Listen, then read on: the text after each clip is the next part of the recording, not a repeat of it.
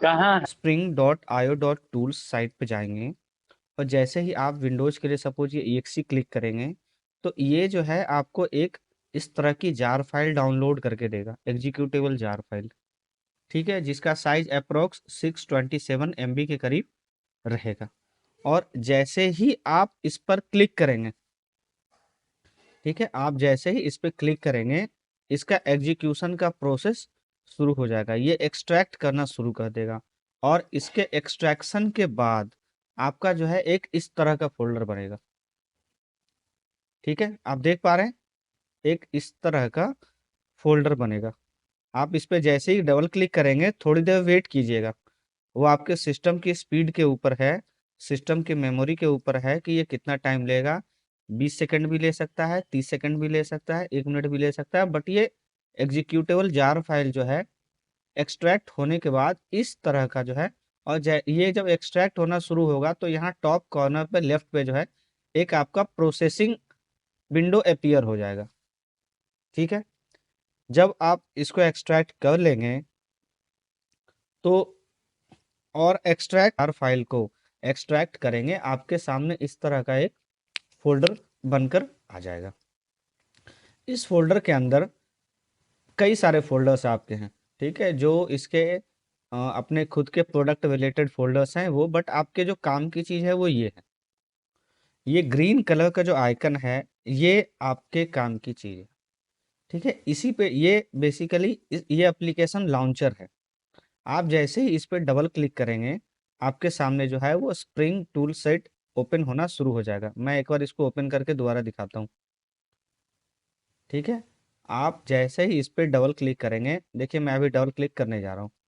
मैंने जैसे ही double click किया आपके सामने इस तरह का एक लॉन्चर अवेलेबल हो जाएगा। अगर आप फर्स्ट टाइम ओपन कर रहे हैं तो आपसे ये वर्क स्पेस का स्पेस पूछेगा। आप कोई भी एक फोल्डर बना लीजिएगा किसी भी ड्राइव में और उसको यहाँ पे आप सिलेक्ट कर लीजिएगा। उसके बाद आप जो भी प्रोजेक्ट बनाएंगे वो बेसिकली उस फोल्डर के अंदर ही रहेगा, वो एक वर्क स्पेस की तरह काम करेगा आपके। ठीक है, उसके बाद आपको लॉन्च बटन पे क्लिक कर देना है। आप जैसे ही लॉन्च बटन पे क्लिक करेंगे तो आपको बेसिकली एक ये फिर से इस तरह का विंडो अपीयर होगा, जहाँ पे एक प्रोसेसिंग बार दिखता रहेगा कि इसका जो है वो ओपनिंग कंप्लीट हो रहा है या नहीं। ओपनिंग कंप्लीट होने के बाद जो है आपका एक इस तरह का विंडो अपीयर हो जाएगा। ठीक है, आपका एक इस तरह का विंडो अपीयर हो जाएगा। तो ये हमारा जो है यहाँ तक है इंस्टॉलेशन। चलिए वो मैं बता दूंगा सेटर गेटर कैसे करते हैं। ठीक है, तो बेसिकली शुरू में जो है आप एक सिर्फ स्प्रिंग वेव का जो है फिलहाल आप ऐड कीजिए, और उसके बाद लेटर ऑन भी आप ऐड कर सकते हैं इसमें। ऐसा ये नहीं है कि आपने अगर अभी डिपेंडेंसी जो ऐड नहीं की वो बाद में ऐड नहीं कर सकते हैं, ऐसा नहीं है। जब भी आप प्रोजेक्ट बनाएंगे स्प्रिंग बूट का, आपके सामने जो है वो एक इस तरह का XML फाइल बनकर रेडी हो जाएगा। ठीक है, ये pom.xml के अंदर रहेगा, ये pom.xml नाम की फाइल आपकी बनकर रेडी हो जाएगी।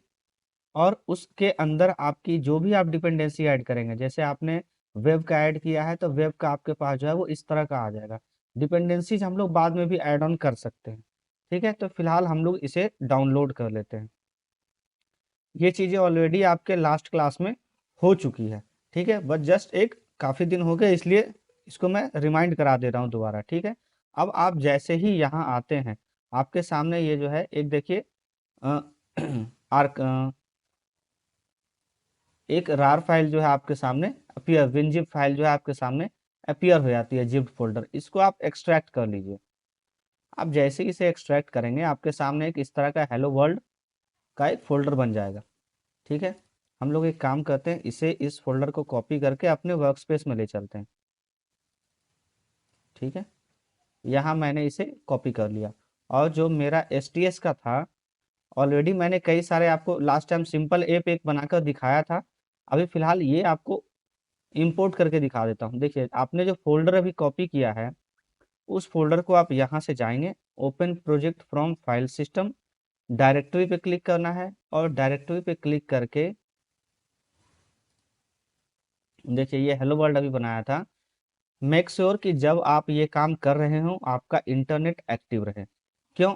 क्योंकि आपने इसमें जो भी डिपेंडेंसीज दी है उन डिपेंडेंसी से रिलेटेड जार फाइल ये डाउनलोड करके अपने पाथ पे रखेगा। ठीक है, तो हम लोग क्या करते हैं, ये हेलो वर्ल्ड जो फोल्डर अभी हम लोगों ने एक्सट्रैक्ट किया था उसे हम लोग सिलेक्ट कर लेते हैं। देखिए सिलेक्ट करने के बाद ये क्या करेगा कि ऑटोमेटिकली आइडेंटिफाई कर लेगा कि इसके अंदर pom.xml है या नहीं, और बेस्ड ऑन इसके कॉन्फ़िगरेशन आइडेंटिफाई करने के बाद आपको एक फिनिश का बटन दे देगा। जैसे ही आप फिनिश बटन पे क्लिक करेंगे, ध्यान दीजिए आप राइट बिलो कॉर्नर पे, यहाँ पे देखिए ये अपडेट मैवन प्रोजेक्ट कॉन्फ़िगरेशन, जो भी आपने डिपेंडेंसीज इसको दिया है उस डिपेंडेंसीज के रिलेटेड ये जो भी मैवन का रिलेटेड जार्स जो है ये डाउनलोड करना शुरू कर देता है। ठीक है, इसे कंप्लीट हो जाने दीजिए। मैवन बेसिकली क्या है, एक रेपोजिटरी है। इसे आप चाहें तो गूगल पे सर्च करके देखेंगे, जब कभी आपको अगर किसी रेपोजिटरी की जरूरत पड़ी मैवन की, तो जैसे सर्वलेट की सपोज जरूरत पड़ी आपको, ठीक है, सर्वलेट मैवन डिपेंडेंसी, तो आप जैसे ही इस पे क्लिक करेंगे एक मैवन रेपोजिटरी नाम का आएगा। ठीक है, यहाँ पे देखिए आप जब वर्जन सिलेक्ट कर लेंगे जिसका, तो वर्जन सिलेक्ट करने के बाद आपके सामने देखिए ये इस तरह की डिपेंडेंसी आ जाती है। यही डिपेंडेंसी आपको जब जब जैसे जैसे जरूरत पड़ते जाएगी, डिपेंडेंसी को सर्च करके और ये वाला पार्ट कोड जो है वो कॉपी करके आपको pom.xml के अंदर ऐड करना होगा जब भी आपको नई डिपेंडेंसी की जरूरत पड़ती है। ठीक है, जब तक ये डाउनलोड हो रहा है एक बार हम लोग फिर से थोड़ा रिमाइंड कर लेते हैं। अभी हम लोगों ने क्या किया कि ये देखा कि स्प्रिंग बूट को यूज करने के लिए हमें पहले इन्वायरमेंट सेटअप करना था। इन्वायरमेंट सेटअप करने के लिए हम लोगों ने क्या किया, spring.io/tools यूआरएल ओपन किया और वहां पर हम लोगों ने STS की एग्जीक्यूटेबल जार फाइल को डाउनलोड कर लिया। एग्जीक्यूटेबल जार फाइल जैसे ही डाउनलोड हो गई, हम लोगों ने उस पर डबल क्लिक किया, 30 सेकंड या 1 मिनट का टाइम लेगा और ये एक्सट्रैक्ट करना शुरू कर देता है। एक्सट्रैक्ट करने के बाद आपके पास एक फोल्डर बन के आएगा। उस फोल्डर के अंदर आपको स्प्रिंग का एक लॉन्चर रहेगा जो ग्रीन कलर का आइकन होता है।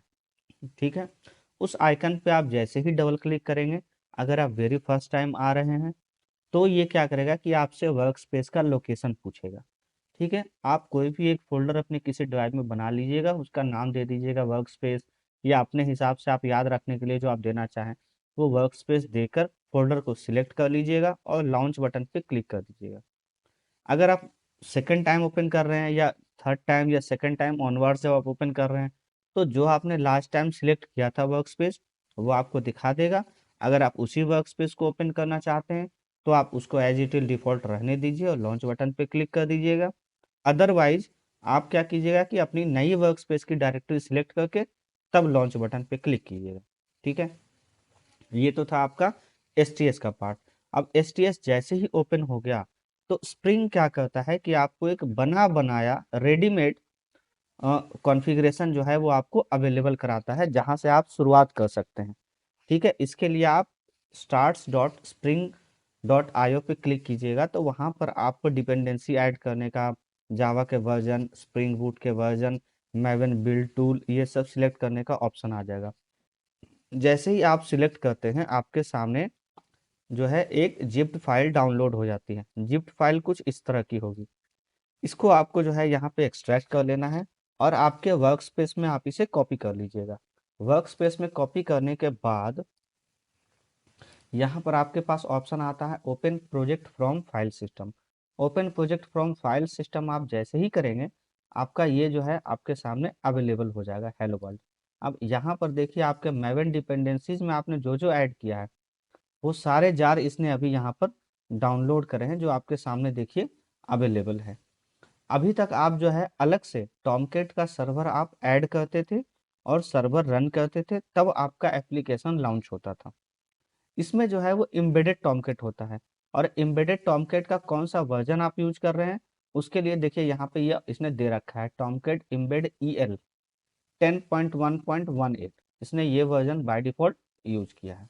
ठीक है, खैर इन जार्स को आपको बहुत ज़्यादा देखने की जरूरत है नहीं, जब किसी की वर्जन की जरूरत पड़े तो आप देखिएगा। बस याद रखिएगा कि ये सारे जार्स जो हैं आपके ऑटोमेटिकली डाउनलोड होते हैं।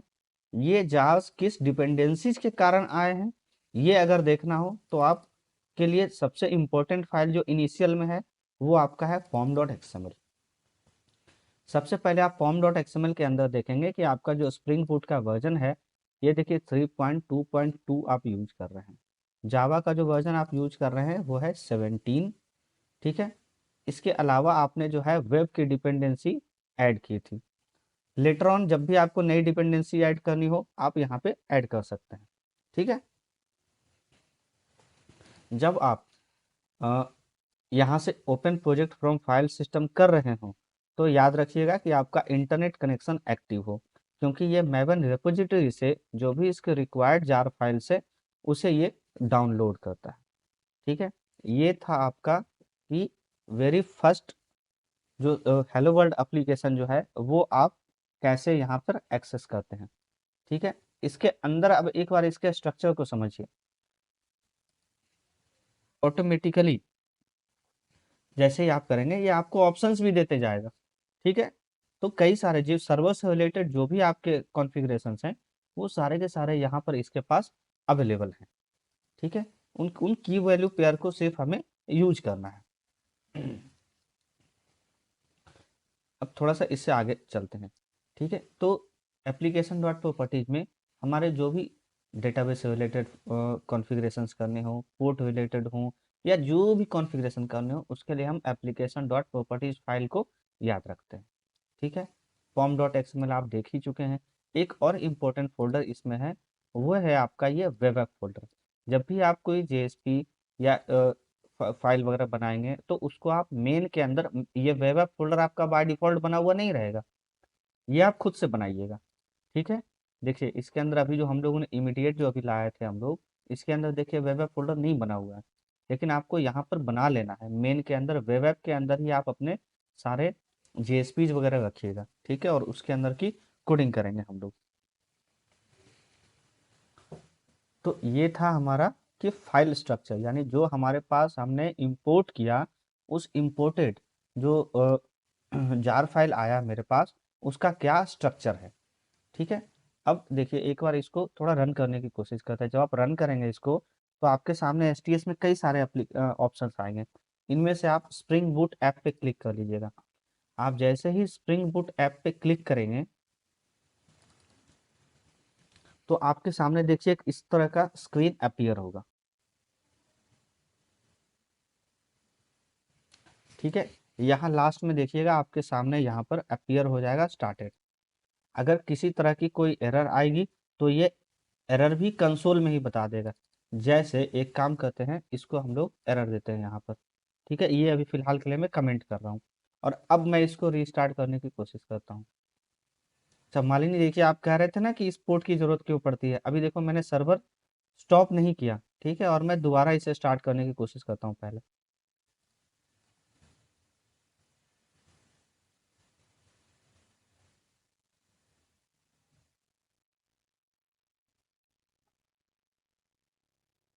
ठीक है, ये देखिए ये आपके सामने आ गया 8082 बाज ऑलरेडी इन यूज। अभी आप क्या करेंगे, अब आपके सामने दो, आपके पास दो तरीके हैं। या तो जो ऑलरेडी रनिंग एप्लीकेशन था उसको आप शट डाउन कीजिए, या फिर आप इसको यहाँ पर पोर्ट चेंज करके फिर रन कीजिए। ठीक है, तो फिर ये वाली प्रॉब्लम नहीं आनी चाहिए। अभी देखिए इसको हम लोग क्लिक करते हैं, पोर्ट हम लोगों ने चेंज कर दिया है।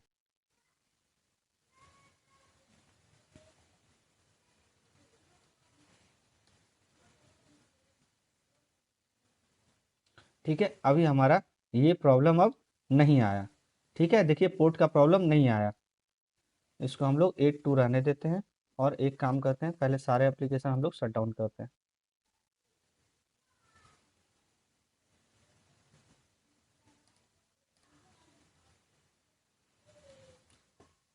ठीक है, आप लोगों के पास एक यहाँ ऑप्शन आता है ऊपर में, ये ध्यान दीजिएगा, ग्रीन और येलो का कॉम्बिनेशन में एक रीलॉन्च बटन आता है। जब आप इस पर क्लिक करेंगे तो ये सेम पोर्ट के साथ जो है इसको रीलॉन्च कर देगा। ये देखिए रीलॉन्च करते ही ये फिर आपको बार बार पोर्ट चेंज करने की जरूरत नहीं पड़ेगी। ठीक है, तो यहाँ तक तो हम लोगों ने पहले भी देख रखा था। अभी हम लोग समझते हैं इसको। देखिए, अब इसे एक्सेस करना हो इस एप्लीकेशन को, तो हम क्या करेंगे, हम लोग जाएंगे यूआरएल में और इस पोर्ट के साथ हम लोग एक्सेस करने का काम करेंगे।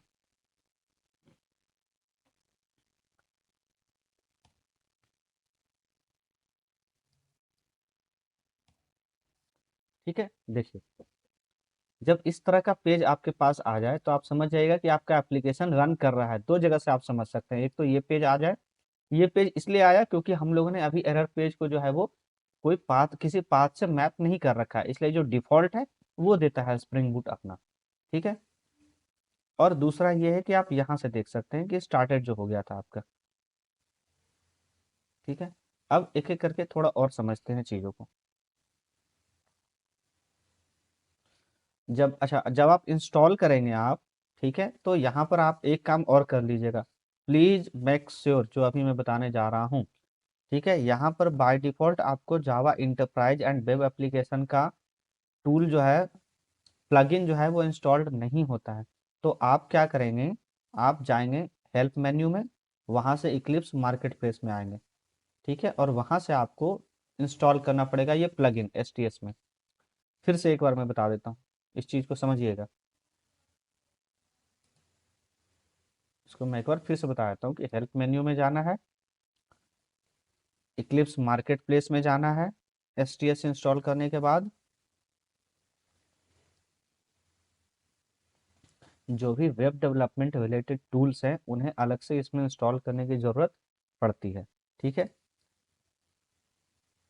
मेरे पास चूंकि ऑलरेडी इंस्टॉल्ड है इसलिए देखिए ये दिखा रहा है Eclipse enterprise Java and web developer tools.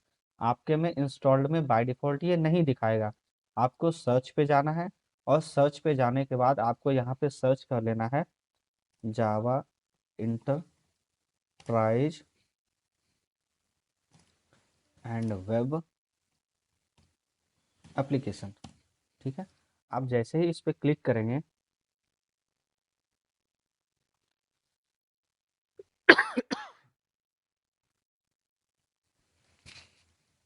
आप जैसे ही इस पे क्लिक करेंगे तो यहाँ पर देखिए ये आपको पहला ऑप्शन दे देगा। मेरे पास चूंकि ऑलरेडी इंस्टॉल्ड है तो ये दिखा रहा है इंस्टॉल्ड। आपके केस में इंस्टॉल का बटन आएगा, तो आपको जो है ये इंस्टॉल कर लेना है। ठीक है,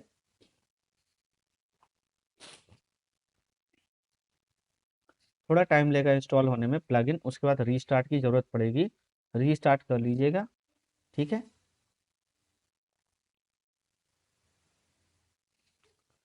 उसके बाद देखिए सपोज मैंने एक सिंपल कंट्रोलर सपोज बना रखा है, माई कंट्रोलर।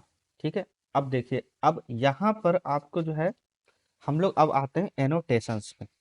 ठीक है, एनोटेशंस पे आज से कल तक के क्लास में हम लोगों को डेटाबेस इसमें यूज कर लेना है।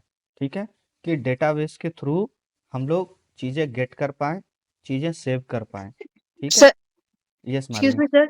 हाँ हाँ, सर, एक्लिप मार्केट प्लेस पे जब हम लोग क्लिक करते हैं और सर्च जब करते हैं, जब हम लोग उसको कंफर्म करने के लिए जाते हैं तो उसपे बहुत सारे ऑप्शंस आते हैं जो ऑलरेडी टिक्ड होते हैं और कुछ अनटिक्ड होते हैं, तो उसपे हमें कुछ टिक खुद जो से करना रहेगा जो या डिफॉल्ट रहने देना है? जो डिफ़ॉल्ट है वो रहने दीजिए, अलग से कुछ भी करने की ज़रूरत नहीं। आप अगर सारे भी कर लेंगे तो दिक्कत नहीं, लेकिन डिफ़ॉल्ट रहने दीजिए आप।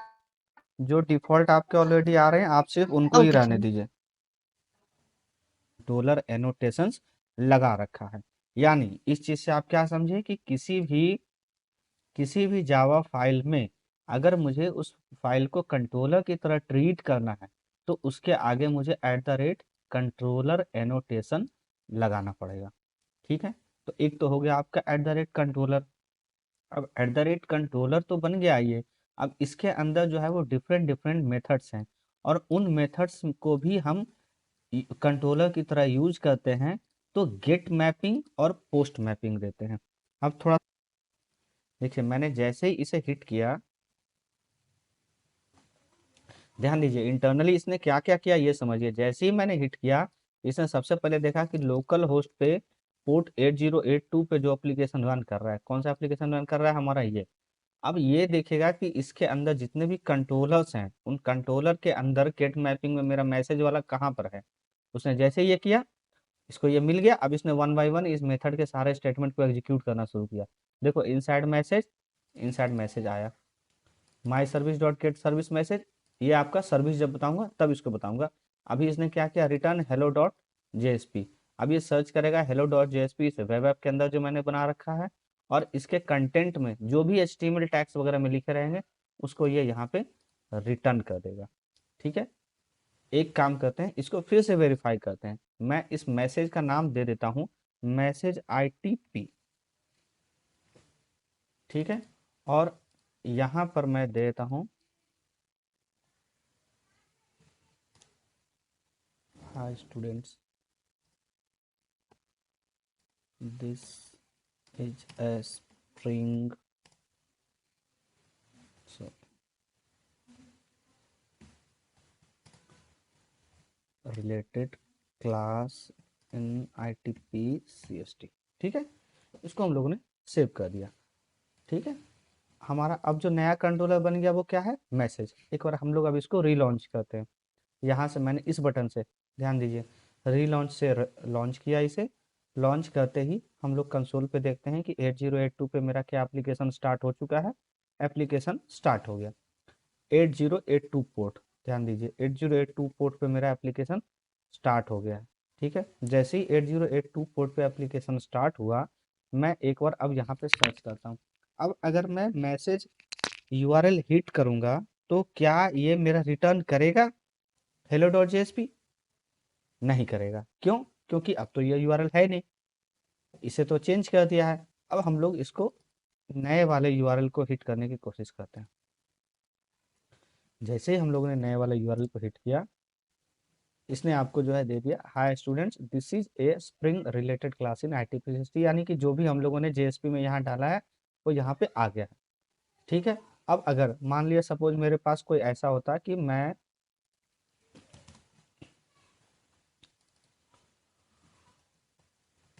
स्टूडेंट इन्फो, सपोज मुझे स्टूडेंट इन्फॉर्मेशन चाहिए और मैं स्टूडेंट इन्फॉर्मेशन लेना चाहूँ। ठीक है, और मेरे पास एक फाइल है सपोज,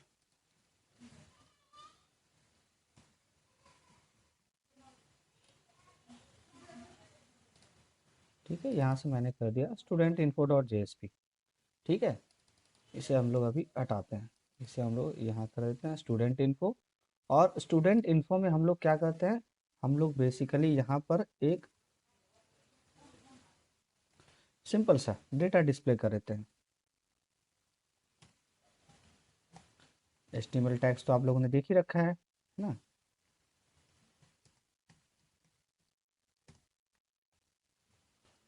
अभी हम लोग स्टैटिक कंटेंट सपोज दिखाते हैं। ठीक है, बाद में इसे टेबल से इंफॉर्मेशन लेकर आएंगे और डायनामिक कंटेंट भी दिखाएंगे।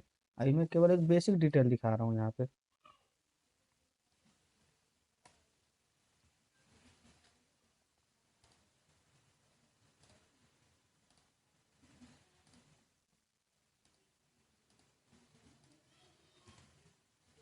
ठीक है, यहाँ पे सपोज मैंने दिखा दिया नेम, यहाँ दिखा दिया रोल। ठीक है, यहाँ पे सपोज मैंने नेम दिखा दिया कोई नेम, कोई नेम सपोज रमेश यादव। ठीक है, यहाँ पे मैंने रोल नंबर दिखा दिया सपोज 1001। ठीक है, अब हम लोग इसको रीलॉन्च करते हैं।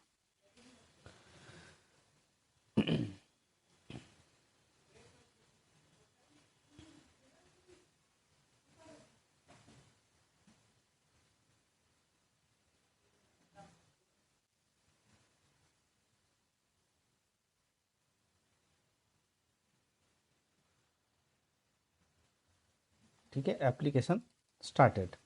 अब जैसे हम लोगों ने इसे लॉन्च किया, अब हम लोग क्या करते हैं, ये मैप्ड है किससे, ये हमारे कंट्रोलर में स्टूडेंट इन्फो से।